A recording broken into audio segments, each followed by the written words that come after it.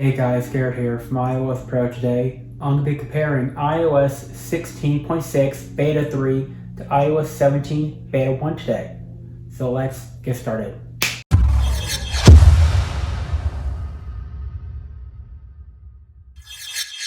So iOS 17 had introduced a lot of new features like the phone refinements, FaceTime refinements, and standby mode, all those good features. But how's the performance? Because iOS 17 is still a beta. Betas tend to change with time, so this video does not represent iOS 17 completely. Just a little disclaimer there, that's all. Alright, so all my apps closed out. We're now going to power them down, do the boot up test. Both phones powered off. iOS 16 is going to be on the left. iOS 17 Beta 1 is going to be on the right.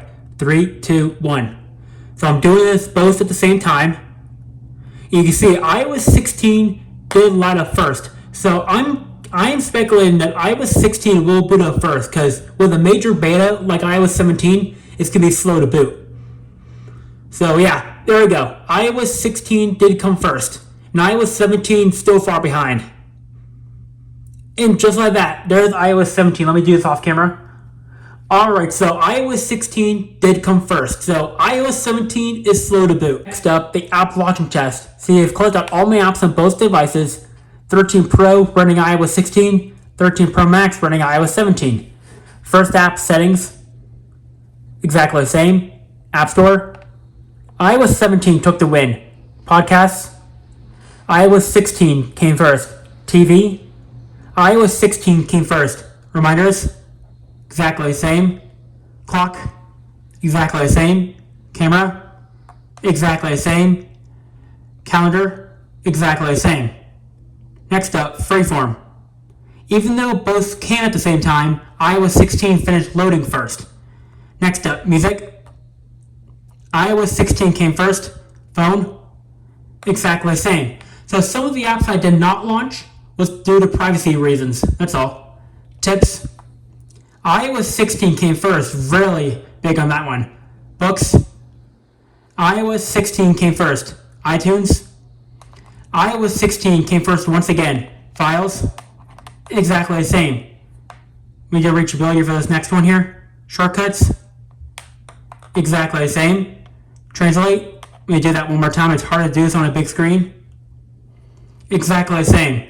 So a lot of times, iOS 16 is coming first. Weather, iOS 16 came first.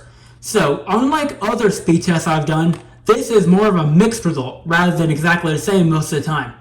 Because usually, when I've done a speed test, the previous curve version will come before the beta, 99% of the time. But I have never had so much mixed results before, where iOS 17 came first, then 16. And I've never had the reverse effect either. This is a very interesting test. So next up, calculator, exactly the same. Measure, iOS 16 came first. Compass, exactly the same. So next up, what we're going to do is launch some other apps, like my PJMS Power Heroes game. Wow, big leap for iOS 16 here. So this goes to show, iOS 17 is still very slow, because it's still a beta. So it's going to be very slow right now.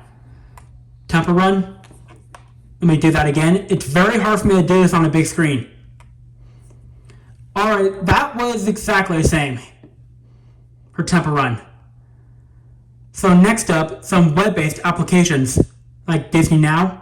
It's one of the apps I use a lot on my devices. iOS 16 took the win that time. YouTube, exactly the same.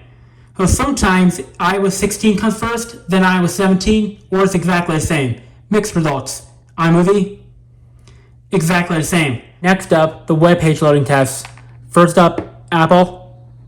iOS 17 took the win there. And yes, I will be getting the Apple Vision Pro when it does come out in 2024. I will be getting it.